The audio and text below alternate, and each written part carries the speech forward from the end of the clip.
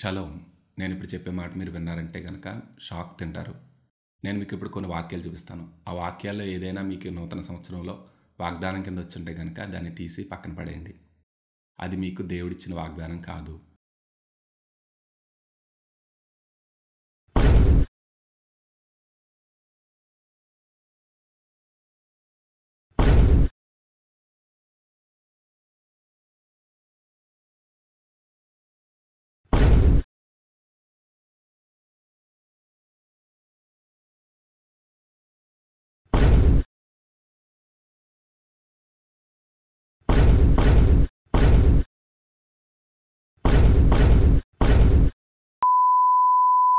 Shock అయ్యారా?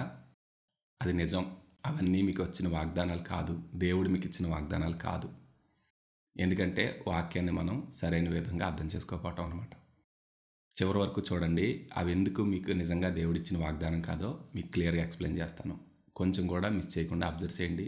ఈరోజు వాగ్దానం విషయం ఒకటే కాదు, పూర్తిగా వాక్యాన్ని సరిగ్గా అర్థం చేసుకోవాలంటే చాలా చాలా చాలా ఇంపార్టెంట్ అయిన విషయాల్ని నేను ఈరోజు మీతో షేర్ చేసుకుంటాను. ఒక క్రైస్తవుడు ఖచ్చితంగా నేర్చుకోవాల్సిన విషయాల్ని నేను ఈరోజు మీకు షేర్ చేస్తున్నాను. నేను మొదటి వాక్యాన్ని మీకు చదివి వినిపిస్తాను చూడండి. మీరు ముందే చూశారు కదా. అప్పుడు నీ స్థితి మొదట కొద్దిగా ఉండినను తుదకు నీవు మహాభివృద్ధి పొందుదువు.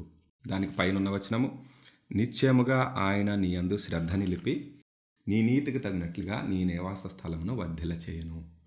నాకు తెలుసు ఈ వాగ్దానం చిన్నప్పటి నుంచి ఎన్నోసార్లు మనకి వాగ్దానంగా తీసుకుని ఉంటాం. కానీ ఇది దేవుడు మీకు ఇచ్చిన వాగ్దానం కాదని నేను ఎందుకు చెప్తున్నానంటే, ఆ వాక్యము సందర్భము అది దేవుని వల్ల వచ్చిన వాక్యం కాదు. దేవుని నుంచి వచ్చిన వాక్యం అయితే దేవుడు మనకిచ్చిన వాగ్దానం అనుకోవచ్చు. దేవుని నుంచి రాంది మనకి దేవుని వాగ్దానం ఎలా అవుతుంది? ఎందుకంటున్నానంటే చూడండి. 8వ అధ్యాయము యోబు గ్రంథం మొదటి నుంచి నేను చదువుతున్నాను. అప్పుడు షూహీడగు బిల్దదు ఇట్లనెను, ఎంతకాలము నీవిట్టి మాట్లాడేదవు? నీ నోటి మాటలు సుడిగాలి వంటి వాయను. దేవుడు న్యాయవిధిని రద్దుపరిచిన, సర్వశక్తుడు దేవుని న్యాయమును రద్దుపరిచిన, నీ కుమారులు ఆయన దృష్టి ఎదుట పాపం చేసిరేమో, కావుననే వారు చేసిన తిరుగుబాటును బట్టి ఆయన వారిని అప్పగించినేమో. నీవు జాగ్రత్తగా దేవుని వెతికినేడలా, సర్వశక్తుడగు దేవుని బతిమాలుకొని నేడలా, నీవు పవిత్రుడవై యథార్థవంతుడవైన ఎడలా, నిత్యముగా ఆయన నీ యందు శ్రద్ధ నిలిపి నీ నీతికి తగినట్లుగా నీ నివాస స్థలమును వర్ధిల్ల చేయను. అప్పుడు నీ స్థితి మొదట కొద్దిగాను నినను తుదకు నీవు మహాభివృద్ధి పొందదువు. చూడండి, ఈ సందర్భాన్ని మనం చూడాలి. ఇది ఎవరు చెప్తున్నారు? యోబు యొక్క స్నేహితుడు చెప్తున్నాడు. దేవుడు చెప్పట్లేదు సుమా, వినండి. యోబు యొక్క స్నేహితుడు. సరే, బైబిల్లోనే ఉంది కదండి, ఎవరు చెప్తే ఏంటి వాగ్దానం అలా అనుకుంటే ఇంకా అసలు బైబిల్లో టైటిల్ మీరు చూసినట్లుగా నోవాహు హత్యలు చేసినట్టే ఉంటుంది అనమాట. కాబట్టి మనము ఎలా బైబిల్ని తీసుకోవాలి? వాగ్దానమైన వాక్యమైన మనము కాంటెక్స్ట్ అనగా సందర్భం ఏంటి, అది ఏ సందర్భంలో ఎవరు పలికారు అనేది మనం చాలా ఇంపార్టెంట్గా చూసుకోవాలి. తనకున్నదంతా పోగొట్టుకొని చాలా బాధల్లో శరీరము, కుమారులను, కుమార్తెలను, పశువులను, మొత్తం ఆస్తినంతా పోగొట్టుకుని శరీరంకి గాయాలయ్యి పెంకులతో, మంటి పెంకులతో గోక్కుంటూ బూడిదలో కూర్చుని ఉంటే వాళ్ళ స్నేహితులు వచ్చి అక్కడ నిలబడితే 7 రోజులు నిలబడితే అప్పుడు యోబు తాను పుట్టిన దినాన్ని అదంతటినీ శపిస్తూ వచ్చి దేవుడు నాకు అన్యాయం చేశాడేమో అని బాధపడుతుంటే అప్పుడు తన స్నేహితులు ఏమంటున్నారంటే, దేవుడు అన్యాయం ఎందుకు చేస్తాడు? నువ్వు ఏదో పాపం చేసి ఉంటావు, నీ కుమారులు ఏదో పాపం చేసి ఉంటారు, అందుకే నీకు ఈ శిక్ష వచ్చింది. నువ్వు ఇప్పటికైనా మారు, ఇప్పటికైనా పశ్చాత్తాపడు. అలా పశ్చాత్తాపడ్డావంటే కనుక అప్పుడు దేవుడిని ఆశీర్వదిస్తాడని చెప్తున్నారు. ఇది ఎంతవరకు వాక్యానుసారం మీరు అర్థం చేసుకోండి. యోబుని దేవుడు ఎందుకు ఆ స్థితికి నడిపించారో మనకు తెలుసు. సాతాను, లూసిఫర్ దేవుణ్ణి ఛాలెంజ్ చేసినప్పుడు యోబు ఎందుకు అంత నీతిమంతుడిగా ఉన్నాడో తెలుసా? నీవు అతని చుట్టూ కంచి వేశావు, అందుకే అలా ఉన్నాడు. అంటే కంచిని తీసేస్తే నీ ఎదుటే నేను దూషిస్తాడని చెప్తే లూసిఫర్తో ఛాలెంజ్ చేసి అప్పుడు యోబుకున్నదంతా తీసివేశాడు. ఆ సందర్భాన్ని యోబు అర్థం చేసుకోలేకపోయారు. యోబు అర్థం చేసుకోలేకపోయి ఏదో ఆయన్ని నిందించుకున్నాడు, ఆయన పుట్టిన దినాన్ని నిందించుకున్నాడు. దేవుడు నాకు ఎందుకు ఇలా చేశాడు, నాకు అర్థం అవ్వట్లేదు అన్నారు. అయినా కానీ యోబు యెహోవా ఇచ్చను యెహోవా తీసుకొనెను అని పలుకుతూ మాటలో కూడా తప్పు చేయలేదు అని అక్కడ మనం చదువుతాం. కానీ ఈవేళ స్నేహితులు ఏమంటున్నారంటే, నువ్వే చేసావు, ఇదంతా నీ వల్లే జరిగింది, ఏదో పాపం చేసావు, ఏదో జరిగింది, నీ పిల్లలు పాపం చేసి ఉంటారు, అందుకే నువ్వు ఈ స్థితిలోకి వెళ్ళిపోయావు, నువ్వు మళ్ళీ దేవుడి వైపు తిరుగు, దేవుడి వైపు తిరిగావంటే గనక అప్పుడు నిన్ను ఆశీర్వదిస్తాడు అనే సందర్భంలో ఇక్కడ చెప్తున్నారు. సరే, వాక్యం అది కరెక్టే కదా అనుకుంటే, ఎప్పుడైనా సరే మనం వాక్యాన్ని అది వాగ్దానంగా అయినను దేవుడు మనతో మాట్లాడింది కిందని తీసుకోవాలంటే గనక అది ఎలా తీసుకోవాలంటే గనక తిమోతి రాసిన 2వ పత్రికలో 3వ అధ్యాయంలో ఒక మాట ఉంటుంది చూడండి. 16వ వచనం నుంచి చదువుతున్నాను. దైవజనుడు సన్నద్ధుడై ప్రతి సత్కార్యమునకు పూర్ణముగా సిద్ధపడి ఉండినట్లు దైవావేశం వలన కలిగిన ప్రతి లేఖనము ఉపదేశించుటకును, ఖండించుటకును, తప్పుదిద్దుటకును, నీతి యందు శిక్ష చేయుటకును ప్రయోజనకరమై ఉన్నది. చూడండి, దేవుని వాక్యం ఏంటంట, దైవావేశం వల్ల కలిగిందంట. దైవావేశం వలన కలిగిన లేఖనము దైవజనుడికి అది ఒక ప్రయోజనకరమైన టూల్గా ఉపయోగపడుతుంది. అనగా ఖండించడానికైనా, తప్పుదిద్దడానికైనా, నీతిని శిక్ష చేయడానికైనా. దైవావేశం వలన కలిగిన లేఖనము, ఈ బైబిల్ ఉంది కదండి, ఈ బైబిల్లో ఉన్నది ప్రతిదీ కూడా దేవుని వల్ల పలకబడిన మాటలు కాదు. అక్కడ సందర్భాన్ని మనం చూడాలి. లేఖనము అనగా రాయబడింది అని అర్థం. అంటే దైవావేశం వల్ల కలిగిన లేఖనము, యోబు గ్రంథాన్ని మనం ఓవరాల్గా తీసుకున్నాం అనుకోండి, అది దైవావేశం వల్ల కలిగిన ఓవరాల్గా బుక్ అనమాట. కానీ దేవుడు పలికిన మాటలు మళ్ళీ వేరుగా ఉంటాయి. ఇక్కడ దైవావేశం అంటే ఏంటంటే ఇంగ్లీష్లో breathed by God, inspired by God. Breathed by అంటే మీనింగ్ ఏంటంటే గ్రీక్ భాషలో ఏముంటుందంటే అక్కడ వాడబడిన పదం థియోనియోస్టోస్ అని ఉంటుంది. న్యూస్టోస్, థియో అంటే గాడ్, న్యూస్టోస్ అంటే న్యూమా అని, పరిశుద్ధాత్మ అని వాడబడిన పదానికి ఏది వాడబడిందో అజియో న్యూమా అనగా పరిశుద్ధాత్మ, న్యూమా అనగా బ్రెత్ అనమాట, గాలి. సో దేవుని ఊపిరి అనగా దేవుడు పలుకుతుంది. వాక్యం ఏమవుద్దని, నా ఊపిరి వాక్యంలో బయటకు వస్తుంది. అదే దేవుని ఊపిరి లేఖనము, వాక్యం అనమాట.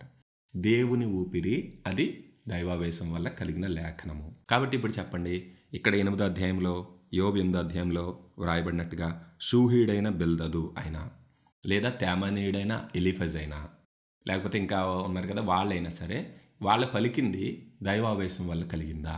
మీరు చెప్పండి. వాళ్ళు ఏమంటున్నారు? యోబుని నిందిస్తున్నారు. ఎందుకురా నువ్వు ఇలా చేస్తున్నావు అంటే, స్నేహితులు కాబట్టి పదాలు వాడుతున్నాను, నువ్వు ఇంకా మారవా, నువ్వెందుకు ఇలా అయిపోయావు, ఇప్పటికైనా మారు, ఇప్పుడు మారితే గనక దేవుడు నిన్ను ఆశీర్వదిస్తాడు, లేకపోతే ఇలాగే ఉండిపోతావు. ఇలాగా యోబుని నిందిస్తూ, వెటకరిస్తూ, యోబుని చూడండి, పుండు మీద కారం చల్లటం అంటారు చూడండి, పుండు మీద కారం చల్లుతూ పలికిన ఈ మాటల్ని దేవుని వాగ్దానాలుగా మనం తీసుకుని ఏదో దేవుడే మనకి ఇచ్చినట్టు తీసుకుంటే అది ఎంతవరకు కరెక్ట్ మీరు అర్థం చేసుకోండి. అషూహీడైన బిల్దదు పలికిన మాటలు దైవావేశం వలన కలిగినవా? నీ స్థితి మొదట కొద్దిగా ఉన్నాను, తుదకు మహాభివృద్ధి పొందుతావని, లేదా సర్వశక్తి నీ మీద ఏం చేస్తాడు, ఆయన నీ యందు దృష్టి నిలిపి నీ నీతికి తగినట్లుగా నీ నివాస స్థలాన్ని వర్ధిల్ల చేస్తాడనేది దైవావేశం వల్ల కలిగిన లేఖనమా? మరి అదేంటండి, నా నీతికి తగినట్లుగా దేవుడు నా నివాస స్థలాన్ని వర్ధిల్ల చేయడా, నా స్థితి మొదట కొద్దిగా ఉన్నా తుదకి నేను మహాభివృద్ధి పొందనా?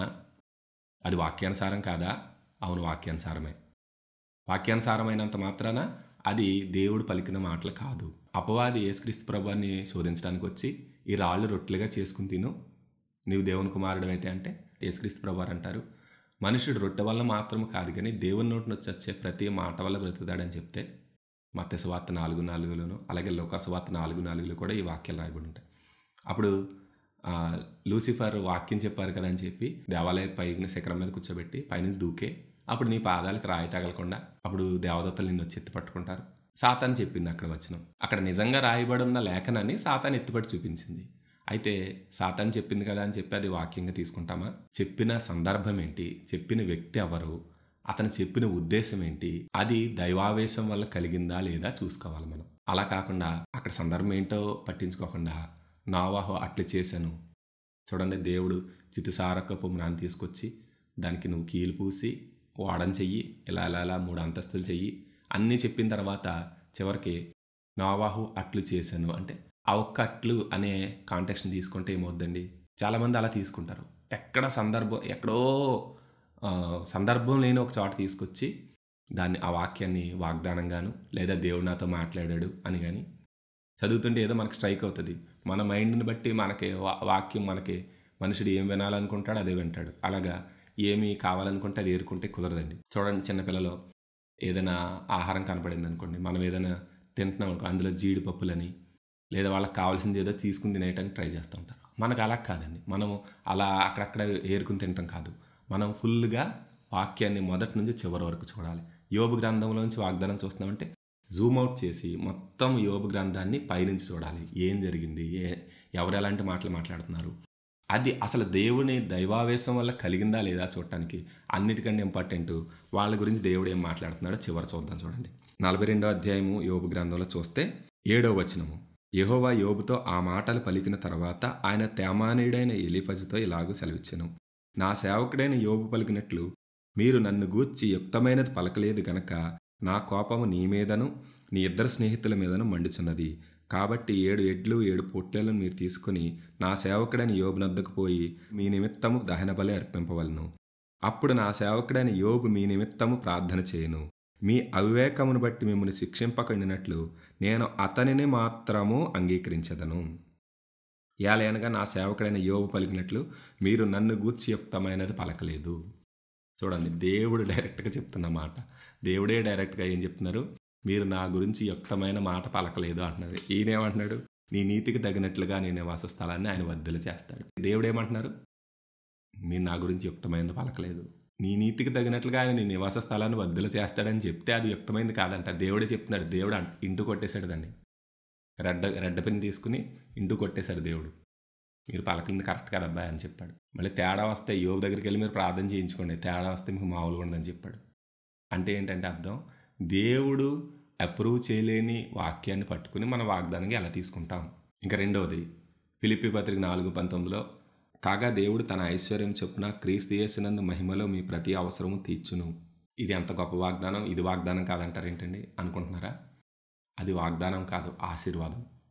ఆశీర్వాదం ఎవరికి? 18వ వచనం చదువుతాం చూడండి. నాకు సమస్తమును సమృద్ధిగా కలిగి ఉన్నది. మీరు పంపిన వస్తువులు ఎపఫ్రోదిత్తు వలన పుచ్చుకుని ఏమీ తక్కువ లేక ఉన్నాను. అవి మనోహరమైన సువాసనయు దేవునికి ప్రీతికరమును ఇష్టమునైన యాగములై ఉన్నవి. చూడండి, దేవుడికి ప్రీతికరము ఇష్టమైన యాగం ఏంటంట? వాళ్ళు పంపిన వస్తువులు. పౌలు గారు జైల్లో ఉండగా ఫిలిప్పీలు ఏం చేశారంట? పౌలు గారికి కావాల్సిన వస్తువులన్నీ పంపించారు. అదేదో మనకు తెలియదు. అప్పుడు పౌలు గారు థ్యాంక్స్ ఏదైనా కానుకిచ్చినప్పుడు గాడ్ బ్లెస్ యూ అంటున్నాడు. అలాగా పౌలు గారు ఏం చేస్తున్నారు, ఫిలిప్పీలకి మీరు నాకు ఈ వస్తువులు పంపించారు కాబట్టి మిమ్మల్ని దేవుడు ఆశీర్వదిస్తాడు, దేవుడు మిమ్మల్ని ఆశీర్వదించును గాక అని చెప్తూ అది దేవునికి ఇష్టమైన యాగంలా ఉన్నాయి అని చెప్పి అప్పుడు దేవుడు తన ఐశ్వర్యం చొప్పున క్రీస్తు యేసునందు తన మహిమలో మీ ప్రతి అవసరాన్ని తీరుస్తారు అనే వాగ్దానం అండి. అనే వాగ్దానం ఎలా ఇవ్వబడింది? ఆశీర్వాద రూపంలో ఇవ్వబడింది. కాబట్టి 18వ వచనాన్ని ఏమాత్రం పరిగణలోకి తీసుకోకుండా 18 లేకుండా 19 లేదా 2 కలిపి ఉన్నాయన్నమాట. అలాగ జూమ్ అవుట్ చేసుకోవాలి. ఓవరాల్గా ఈ ఫిలిప్పీ పత్రికే వాళ్ళు పంపిన వస్తువులకి అక్నాలెడ్జ్మెంట్ లాగా రాయబడిన పత్రిక. కాబట్టి ఆ ఒక్క ముక్కను తీసుకుంటే ఎలా కుదురుతుందండి? ఆ ఒక్క ముక్కను తీసుకుని అది వాగ్దానము. మనం ఎప్పుడు దేవునికి ఇష్టమైన పనులు చేయకుండా, లేకపోతే దేవుని సేవకులకి వాళ్ళ అవసరాలు పట్టించుకోకుండా, వాళ్ళు ఎంత బాధలు పడుతున్నా అలా చూస్తూ కూర్చుని దేవుడి మట్టికి ఐశ్వర్యం చెప్పిన ప్రతి అవసరాలు తీర్చేస్తాడంటే అది ఎలా కుదురుతుంది? అంటే చిన్నపిల్లలు అనమాట, జీడిపప్పులు ఏరుకోవడానికి ట్రై చేస్తున్నట్టు. ఇంకో వాగ్దానం చూడండి, 1 సమూయేలు 26 అధ్యాయంలో 25వ వచనం చదువుతాను చూడండి. అందుకు సౌలు, దావీదా నాయనా, నీవు ఆశీర్వాదం పొందుదువుగాక, నీవు ఘనకార్యములను పూనుకొని విజయం నొందుదువుగాక అని దావీదుతో అనెను. అప్పుడు దావీదు తన మార్గమున వెళ్ళిపోయాను, సౌలును తన స్థలమునకు తిరిగి వచ్చెను. దావీదుని చంపటం కోసం సౌలు ప్రయత్నం చేస్తుంటే, ఎక్కడికి వెళ్తుంటే అక్కడ వెంటపడి చంపడానికి ప్రయత్నిస్తుంటే, ఈట్లు ఇసిరేస్తుంటే, అలాంటి సందర్భంలో దావీదు పారిపోతుంటే సౌలుని దేవుడు దావీదుకి 2 సార్లు అప్పగిస్తే, దేవుని అభిషిక్తుని మీద నేను చెయ్యి వేయను, అభిషిక్తుని నేను ముట్టుకోను అని చెప్పి దావీదు అతన్ని చంపకపోగా అతని చుట్టూ ఉన్న వాళ్ళు చంపేయడానికి ట్రై చేసినా దావీదు ఆపేస్తున్నాడు. దేవుడు అప్పగిస్తే ఒకసారి నిద్రపోతుంటే దావీదు దగ్గరికి వెళ్ళి సౌలు యొక్క నీళ్ల బుడ్డిని ఈటిని తీసుకుని వెళ్ళిపోతే, అప్పుడు దూరంగా వెళ్ళిపోయిన తర్వాత అందరినీ లేపుతుంటే అబ్నేరు అంటాడు, నువ్వు రాజుని నిద్ర లేపుతున్నావేంటి అని అంటే, అబ్నేరు నువ్వు మరణశిక్ష పొందాల్సినవి, రాజుని కాపాడకుండా నువ్వేంటి అలా ఉండిపోయావని చెప్పి అన్న తర్వాత అప్పుడు నేను దగ్గరికి వచ్చాను, ఇదిగో నీ ఈట ఎక్కడుందో చూసుకో, నీ నీళ్ళు బుడ్డ ఎక్కడుందో చూసుకో, దేవుడు నిన్ను నాకు అప్పగించినా సరే నేను నిన్ను చంపట్లేదు, నువ్వే నన్ను చంపడానికి ట్రై చేస్తున్నావు అంటే అప్పుడు సౌలు పశ్చాత్తాపడి పలుకుతున్న మాటలు అనమాట. మరి ఈ సౌలు పశ్చాత్తాపడి పలికాడు కదా, అయితే దేవుని మాటలేనా అనుకుంటే, అంతకుముందు 24 అధ్యాయంలో చూస్తే దేవుడు ఇంకోసారి అంతకుముందు అప్పగిస్తే ఏం చేశాడంట, అతని చెంగుని చింపుతాడు. ఆ గుహలోకి శంఖాన్ని వెతికి అంటే ఏంటంటే టాయిలెట్కి గుహలోకి వెళ్తే ఆ గుహలోనే వెళ్ళి ఉంటారు. అప్పుడు చంపేస్తారు, ఒక్క దెబ్బలో చంపేస్తారని చెప్తే వద్దొద్దని చెప్తాడు దావీదు. అప్పుడు సైలెంట్గా అతని వస్త్రం యొక్క చెంగుని చింపేస్తే బయటికి వెళ్ళిపోయి దూరంగా వెళ్ళిపోయిన తర్వాత దావీదు పిలిచి అంటాడు, నువ్వు ఎందుకు చచ్చిన కుక్కలాంటి నన్ను ఎందుకు వెంటబడుతున్నావు? ఇదిగో నీ వస్త్రాన్ని చెంగుని నేను చింపాను, నేను చంపాలనుకుంటే అక్కడే గుహలో చంపేద్దునంటే అప్పుడు సౌలు అంటాడు, అయ్యో అనవసరంగా నేను చంపుతున్నాను కదా, ఓకే సారీ సారీ సారీ అనేసి వెళ్ళిపోతాడు. మళ్ళీ వెంటబడతాడు. మనకి అక్కడ చూస్తే మనకు అక్కడ కూడా 24:16 దావీదు మాటలు సౌలుతో మాట్లాడి చాలింపగా సౌలు, దావీదా నాయన ఈ పలుకు నీదేనా అని బిగ్గరగా ఏడ్చి దావీదుతో ఇట్లా, నేను యెహోవా నన్ను నీ చేతికి అప్పగింపగా నన్ను చంపక విడిచినందుకు ఈ దినమున నీవు నా అపకారమునకు ఉపకారం చేసిన వాడవై నా ఎడల నీకున్న ఉపకార బుద్ధిని వెల్లడి చేసేవి గనక నీవు నాకంటే నీతిపరుడు అని చెప్తూ అక్కడ కూడా నిశ్చయముగా నీవు రాజు అవుతావు అని చెప్పాడు సౌలు. అదంతా చెప్పిన తర్వాత కూడా సౌలు ఇంటికి వచ్చేసాడు. పోనీ మనసు మార్చేసుకున్నాడా, పశ్చాత్తాపడంటే మార్చుకోవాలి. మళ్ళీ చంపడానికి ట్రై చేశాడు. మళ్ళీ చంపడానికి ట్రై చేస్తే దేవుడు ఈసారి మళ్ళీ అప్పగిస్తే మళ్ళీ ఇదిగో ఇక్కడ సందర్భం అనమాట. ఏమంటున్నాడు, నువ్వు ఆశీర్వాదం పొందుతావు, నువ్వు ఘనకార్యాలు పూనుకొని విజయం పొందుతావు అని దావీదుతో చెప్తే దావీదు వెళ్ళిపోయాడు. అప్పుడు దావీదు అనుకుంటాడు ఇంకా లాభం లేదు, ఇక్కడ ఉంటే ఏదో టైంలో చంపేస్తాడు అనుకుని దావీదు బలహీనుడే ఫిలిష్తీయుల మధ్యలోకి వెళ్ళిపోతాడు. అది దావీదు మిస్టేక్ అనమాట. దావీదు జీవితంలో చేసిన కొన్ని మిస్టేక్స్లో బత్షెబా ఇన్సిడెంట్ ఒకటి, ఈ ఫిలిష్తీయుల దగ్గరికి వెళ్ళటం ఒకటి, ఇలా కొన్ని ఉంటాయి. దావీదు చేసిన మిస్టేక్ అది. కానీ సౌలు ఇచ్చిన ఆశీర్వాదం ఏముందో అది యాక్చువల్గా మంచిదే. ముందుసారేమో నీకు రాజ్యాన్ని ఇస్తాడు అని చెప్తాడు సౌలు. సెకండ్ సారేమో నువ్వు ఏ పని చేసినా నీకు ఘన విజయం వస్తుందని చెప్తాడు. కానీ సౌలు పలికింది దేవుని వల్ల వచ్చిన మాటలేనా? ఆలోచించండి. దేవుని ఆత్మ వదిలిపోయి దురాత్మ సౌలు మీదకి వచ్చిందంట. అప్పటి నుంచి చంపడానికి ప్రయత్నం చేయడం మొదలుపెట్టాడు దావీదుని సౌలు. కాబట్టి దేవుని ఆత్మ వదిలిపోయి దురాత్మ వచ్చి అతన్ని చంపడానికి వెంటబడుతుంటే అతను పలికిన మాటలు దురాత్మల్లో పలికిన మాటలే కదా. సాతాను కూడా వాక్యం చెప్పింది కదా. మరి ఆ వాక్యం ఎలాగా లేఖనము వాగ్దానంగా మనం తీసుకుంటాం. కాబట్టి అక్కడ ఎవరు పలుకుతున్నారు, వాళ్ళ దేవుని ఆత్మానుసారమైన వ్యక్తులేనా, ఆ సందర్భం ఏంటి అని ఆలోచించిన తర్వాత మాత్రమే అది లేఖనాన్ని దైవావేశం వల్ల కలిగిందా లేదా మనం చూసుకున్న తర్వాతే అది మనతో మాట్లాడితే మనం తీసుకోవాలి. మనం ఎగ్జైట్ అయిపోవచ్చు, ఏది చూసినా సరే మనం ఎగ్జైట్ అవ్వచ్చు. చూడండి, చిన్నపిల్లలు ఐస్ క్రీమ్ సౌండ్ వినపడింది అనుకోండి, ఐస్ క్రీమ్ బండి సౌండ్ వినపడితే వాళ్ళు ఎగ్జైట్ అయిపోతారు. అలాగే మనకి నచ్చిన విషయం మనకి స్పార్క్ అయిందంటే కనుక మనం ఎగ్జైట్ అవ్వకూడదు, చిన్నపిల్లల్లా ఉండకూడదు, చిన్నపిల్లల వల్లే అటు ఇటు కొట్టుకుని పోకూడదు అని పత్రికలో మనం 4:13-14 చూస్తాం. కాబట్టి దైవావేశం వల్ల కలిగింది అయితేనే వాగ్దానము, లేదా అది మనకు వాగ్దానంగా తీసుకోకూడదు.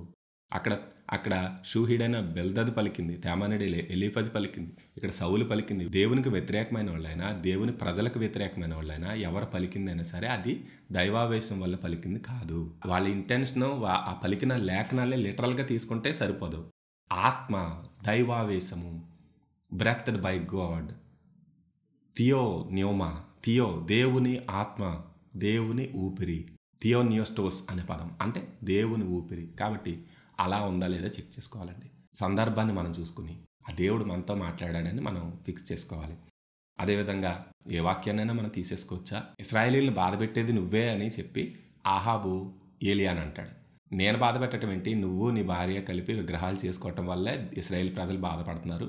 ఆ వాక్యాన్ని అవుట్ ఆఫ్ కాంటెక్స్ట్ తీసుకుని ఏ పాస్టర్ గారి దగ్గరకో లేదా ఎవరి దగ్గరికైనా వెళ్ళి నీ చుట్టుపక్కల ఉన్న వాళ్ళు అందరూ బాధపడటానికి నువ్వే కారణమని దేవుడు నాతో చెప్పాడని చెప్పి లేదా ఏదని చెప్పామనుకోండి, వాళ్ళు ఊరుకుంటారా? వాళ్ళ దగ్గర లేదని ఉంటే కనుక దాన్ని తీసుకుని మనల్ని కొట్టడానికి ట్రై చేస్తారు. కాబట్టి అవుట్ ఆఫ్ కాంటెక్స్ట్ తీసుకుంటే మనకి ఏమీ ఉపయోగం ఉండదు. నేను చాలాసార్లు అనుకుంటూ ఉంటాను, సొలొమోను రాసిన 3 గ్రంథాలు, సామెతలు, ప్రసంగి, పరమగీతము, వీటిని అసలు దేవుని లేఖనంగా మనం తీసుకోవచ్చా?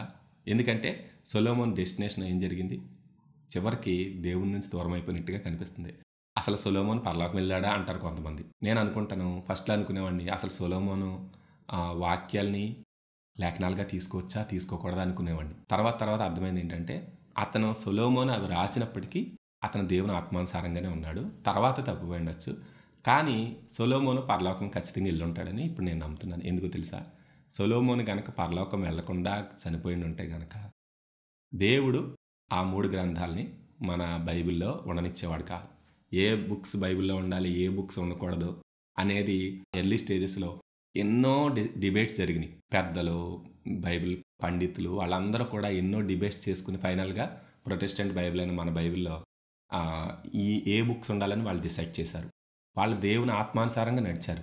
దేవుని ప్రేరేపితంగా ఈ గ్రంథాలు బైబిల్‌లోకి వచ్చినాయి. కాబట్టి 3 గ్రంథాల్ని బైబిల్‌లో ఉండేలా దేవుడు ఒక వ్యక్తి చేశాడంటే అతను ఖచ్చితంగా రక్షించబడినట్టే లెక్కనమాట. కాబట్టి పరలోకం వెళ్ళాడు సొలొమోన్ అని మనం అనుకుంటాం. అంటే ఇవి చాలా కాంట్రవర్షియల్‌గా అనిపించొచ్చు. వాక్యాన్ని మనం క్రిటికల్‌గా ఆలోచించాలి. ఎందుకంటే మనం మన ఇష్టం వచ్చినట్టు వ్యాఖ్యానం చేసుకుంటే ఈ లేఖనం కుదరదనమాట. వాక్యము రెండంచెలు గల ఖడ్గం అనమాట. మనందరం పెద్ద ఒక స్టోరీ వింటాం కదా! బైబిల్ తెరిచి చదువుకుంటారు. ఏదో క్యాలెండర్‌లో వాక్యాలు లేకపోతే ఇంకోటి ఏదో అలా తెరిచి చదువుకుంటే ఏం జరిగింది? మనకి ఫేమస్ స్టోరీ ఉంది కదా! ఏదో ప్రార్థన చేసుకుని బైబిల్ తెరిస్తే ఇస్కరియోతు యోధా పోయి ఉరి పెట్టుకునెను. ఛీ! ఛీ! ఛీ! యేసు రక్తం అనుకుని మళ్ళీ ఇంకోసారి తెరిచాడంట. నువ్వు పోయి అలాగ చేయము అని యేసుక్రీస్తు ప్రభువారు చెప్పిన మాట మళ్ళీ వచ్చిందంట. ఇదేంటిది ఉరి పెట్టుకోమంటే నువ్వు అలా చేయాలని చెప్తే మళ్ళీ తెరిస్తే మూడోసారి ఏం వచ్చిందంట, నీవు చేయనిదేదో త్వరగా చేయమని వచ్చిందంట. అంతే, ఇంక బైబిల్ తీసి పక్కన పెట్టేశాడంట. అలా తెరిస్తే వాక్యాలు వస్తాయా? అలా దేవుడు మనతో మాట్లాడతాడా? అలా మాట్లాడేలా అయితే కనుక చిలక జోస్యం చూడండి, అక్కడ ఫైల్స్ పెట్టి కార్డ్స్ పెట్టి చిలకని తీయమంటే ఒకటి తీస్తా చూడండి. అలాగా చిలక జోస్యమే కదా మనకు కావాల్సిందన్నీ ఏరుకోవటం అంటే. చిలక జోస్యం కాదు, వాక్యము చిలక జోస్యం కాసమా. కాబట్టి మనం వాక్యాన్ని కాంటెక్స్ట్ బయట నుంచి తీసుకోకూడదండి, కాంటెక్స్ట్లోంచి తీసుకోవాలి. అక్కడ సందర్భం ఏంటి, అక్కడ రాయబడిన ఉద్దేశం ఏంటి, అసలు దేవుడు ఎందుకు మాట్లాడుతున్నాడు, ఆ వాక్యము ఏ సందర్భంలో ఉంది. ఒక గొప్ప దైవజనుడు అన్నారు, ఏమన్నారంటే ఏదైనా వాక్యాన్ని సందర్భానికి అవుట్ ఆఫ్ కాంటెక్స్ట్గా తీసుకుంటే కనుక మనం ఏం చెప్పాలనుకుంటే అది చెప్పేయచ్చు అన్నారంట. వ్యభిచారం చేయమని చెప్పేయచ్చు, తాగొచ్చు అని చెప్పేయచ్చు. ఒక వ్యక్తి మా చిన్నప్పుడు ఒక ఊర్లో ఒక అతను అన్నాడు, తాగటం తప్పనే ఉందా, బైబిల్లో ఉందా, నా ప్రాణమా తినుము తాగము సుఖించము అని ఉంది బైబిల్లో అన్నాడు ఒక అతను. అంటే ఏంటంటే బైబిల్లో అక్కడ కాంటెక్స్ట్ని కనుక బయటకు తీసుకున్నామంటే కనుక తాగొచ్చు అనేది వస్తుంది. కొంతమంది బైబిల్లోనే వైన్ అని ఉంది ఇంగ్లీష్లో, కాబట్టి యేసుక్రీస్తు ప్రభువారే వైన్ తాగారు అంటే కానా విందులో ద్రాక్షారసం తాగారు కదా, అక్కడ వైన్ అని ఉంటుంది ఇంగ్లీష్లో. కాబట్టి యేసుక్రీస్తు ప్రభువారే వైన్ తాగారు కాబట్టి మనం తాగొచ్చు. ఇక్కడ వైన్ షాప్లో దొరికే వైన్, బీరు, బ్రాందీ, విస్కీ, రమ్, జిన్ ఇవన్నీ తాగేయచ్చు, ఎందుకంటే వైన్ షాప్లోనే ఉంది కదా, అలా ఉంటుంది. కాబట్టి అక్కడ సందర్భం ఏంటి, వాళ్ళు తాగింది ఏంటి, వాళ్ళు తాగిన ద్రాక్షారసము పులియని ద్రాక్షారసం మీకు తెలుసు కదా, మనం ఎలా అయితే కూల్ డ్రింక్స్ తాగుతాం చూడండి, అలాగా అక్కడ విందుల్లో ఏమిస్తారంటే పొలవబెట్టకుండా చేసిన ద్రాక్షారసం ఇస్తారు. అలా దాన్ని మళ్ళీ ఏ కెమికల్స్ కలిపి పొలవబెడతారు. పొలవబెట్టారంటే కనుక అది మళ్ళీ వైన్ అంటే మద్యం అవుతుంది. మద్యం కాదు, అది జస్ట్ ఫ్రూట్ జ్యూస్ అనమాట. జస్ట్ తొక్కేసి దాన్ని తీసుకొచ్చిస్తారు. అది తీయగా ఉంటుంది. నాన్ ఆల్కహాలిక్ వైన్ కూడా ఉంటుంది మనకి, రెడ్ వైన్ అంటారు. అలాంటిది అనమాట అది. అలాంటిది తాగినా పర్వాలేదు. అదేంటంటే ఒక మెడిసిన్ లాగా కూడా పనిచేస్తుంది. ఇక్కడున్న బీర్స్, బ్రాందీ అలాంటివి తాగటం రెండు ఒకటేనా, అవుట్ ఆఫ్ కాంటెక్స్ట్ తీసుకుంటే అలా చెప్పొచ్చు అనమాట.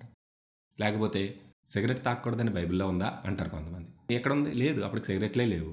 కానీ ఫస్ట్ నుంచి ఆదికాండం నుంచి ప్రకటన గ్రంథం వరకు చూస్తే అక్కడ కాంటెక్స్ట్ని సరిగ్గా అర్థం చేసుకుంటే వైన్స్ అయినా లేకపోతే ఇంకోటి ఏదైనా ఎనీ కైండ్ ఆఫ్ ఎడిక్షన్ అనేది కుదరదు బైబిల్ ప్రకారం. అది డ్రగ్స్కి వర్తిస్తుంది, మద్యానికి వర్తిస్తుంది, సిగరెట్స్కి వర్తిస్తుంది, ఈవెన్ మన మొబైల్ ఫోన్ ఎడిక్షన్ కూడా దానికి అది వర్తిస్తుంది. కాబట్టి అవుట్ ఆఫ్ కాంటెక్స్ట్ తీసుకుంటే ఏదైనా చెప్పొచ్చు. కాంటెక్స్ట్లో ఉన్నామంటే కనుక వాక్య సారం మనకు అర్థమవుతుంది. నేను చూపించిన వాక్యాల్లో ఉన్నవన్నీ కూడా ఈ అవుట్ ఆఫ్ కాంటెక్స్ట్ తీసుకుని వాగ్దానాలుగా పంచిపెడుతున్నా అనమాట. వాటిని కనుక తీసుకున్నామంటే కనుక మనం ఎంత ప్రార్థన చేసినా సరే ఈ వాగ్దానం మన జీవితంలో నెరవేరవు. ఎందుకంటే అవి వాగ్దానాలు కాదు, దేవుడు మనకి ఇచ్చినవి కాదు. ఎందుకంటే అవి దైవావేశం వలన కలిగినవి కాదు. కాబట్టి వాక్యంలో ధ్యానం చేద్దాం. దేవుని ఊపిరి, దేవుని పలికిన మాటల్ని మనము జాగ్రత్తగా తీసుకుందాం. లేఖనాన్ని ధ్యానం చేద్దాం, లేఖనాన్ని పరిశోధన చేద్దాం. బెరయా వాళ్ళు పరిశోధన చేసినట్టుగా ఆ విధంగా చేద్దాం. దేవుడు మనందరిని దీవించును గాక. God bless you.